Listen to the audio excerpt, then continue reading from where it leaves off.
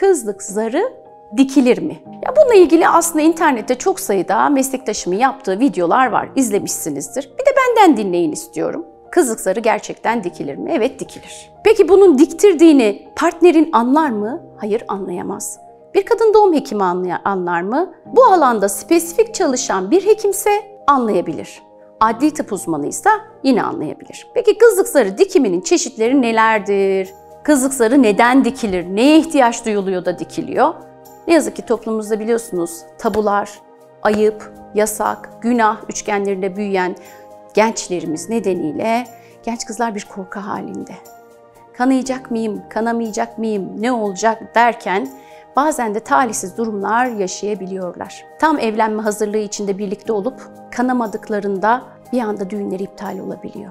İşte kadınlar bundan korktukları için cinsel birliktelik yaşamasalar bile kızlık zarını mutlaka düğün öncesi kontrol ettirip esnek yapıdaysa diktirme yoluna gidebiliyorlar. Bazen de aile içi ensest, tecavüz ve ne yazık ki kötü koşullarla karşılaşabiliyorlar genç kızlar. İşte bu kızlar bütün hayatını etkileyecek bir karar ne yazık ki.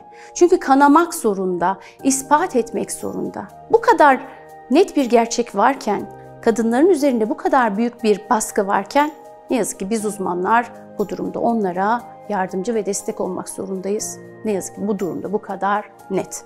Aslında erkeklerin bakış açısını da değiştirebilsek, onların da aldatılmalarına gerek kalmayacak, genç kızların da bu kadar baskı altında hissetmelerine gerek kalmayacak. Gelelim dikim yöntemlerine. Kızlık zarının iki şekilde dikim yöntemi var. Birincisi geçici kızlık zarı dikimi, ikincisi kalıcı kızlık zarı dikimi. Peki arasındaki fark ne?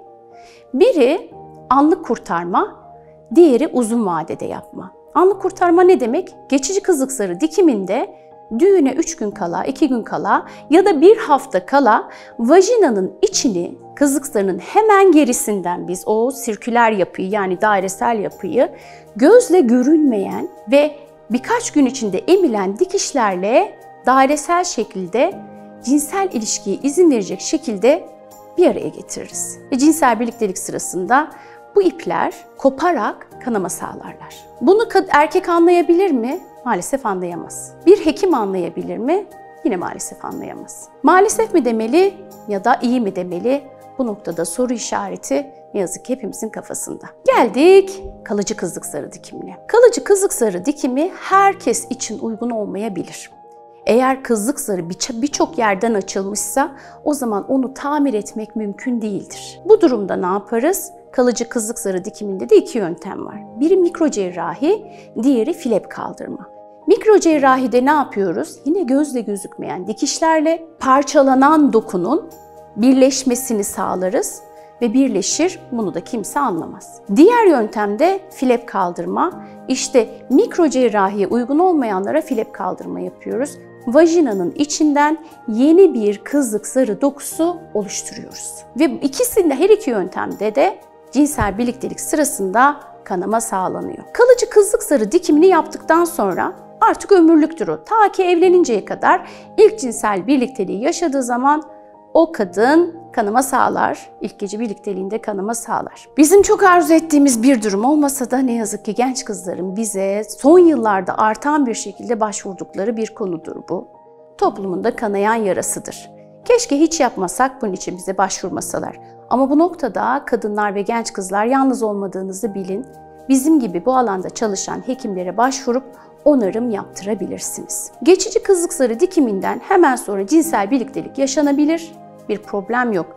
Ama kalıcı kızlık zarı dikimi yaptırdıktan sonra en az 6 hafta yani 40 gün bir iyileşme süresine ihtiyaç var. Bu süre zarfında hijyene dikkat edilmeli, bazı şeylerden uzak durulmalı. Özellikle cinsel ilişki, havuz, hamam, sauna, kabız kalmamak gibi şeylerden dikkat edilmeli. Bu konuda hekiminiz gereken zaten tıbbi tedaviyi ve yardımı yapacaktır. Geçici kızlık zarı ve kalıcı kızlık zarı dikimi kliniklerde uygulanır. Bu alanda çalışan hekimler size bunu uygular. Herhangi bir kayıt tutulmaz, herhangi bir yere bildirilmez ve gizlilik esastır. Zaten kişisel verileri koruma kanunu kapsamı gereği hekimler bu konuda hüküm altındadır. Bu konuda size yardım ederler. Peki diyelim ki işlem yapıldı. İşlemden her ikisinde de yürüyerek gelirsiniz, yürüyerek gidersiniz. Geçici kızlık zarı dikimi lokal anestezi altında da, hafif sedasyon altında da yapılabilir. Kalıcı kızlık zarı dikiminde ise biz genellikle sedasyon anestezi altında yapmayı tercih ederiz. Daha asepsi ve antisepsi koşullarına dikkat ederek cerrahi bir işlem yaparız. Çünkü sonrasında kapılmasını istemeyiz, herhangi bir enfeksiyonun kadına bir zarar vermesini istemeyiz. Ve bu işlem nispeten cerrahi bir operasyon olduğu için lokal anestezi altında yapmayı çok tercih etmeyiz. Ama ve lakin bazı durumlar olur ki lokal anestezi altında da yapılması mümkündür. Herhangi bir sorun oluşturmaz. Bu işlemleri yaptıktan sonra kalıcı kızlık zarı dikiminden sonra hekiminiz sizi bir hafta 10 gün sonra kontrole çağırır. İhtiyaca göre 1 ay 2 ay sonra tekrar çağırır. Eğer tutmadıysa hekiminiz bu işlemi size tekrarlayabilir. Kısacası hanımlar, eğer başınıza talihsiz bir olay geldiyse, aldatıldıysanız, kandırıldıysanız, enseste, tecavüze, tacize uğradıysanız, istemediğiniz çocukluk döneminde bir çocukluk kazası geçirdiyseniz bu tür yollara başvurabilirsiniz. Her ne kadar sevmediğim bir konu olsa da bu konu hakkında sizi bilgilendirmekle hekim olarak kendimi zorunlu hissediyorum. Umarım bu videodan gereken bilgiyi almış, önünüze bu şekilde bakar, sağlıklı, mutlu, keyifli bir aile yaşantısı kurarsınız. Sevgiyle kalın. Görüşmek dileğiyle efendim.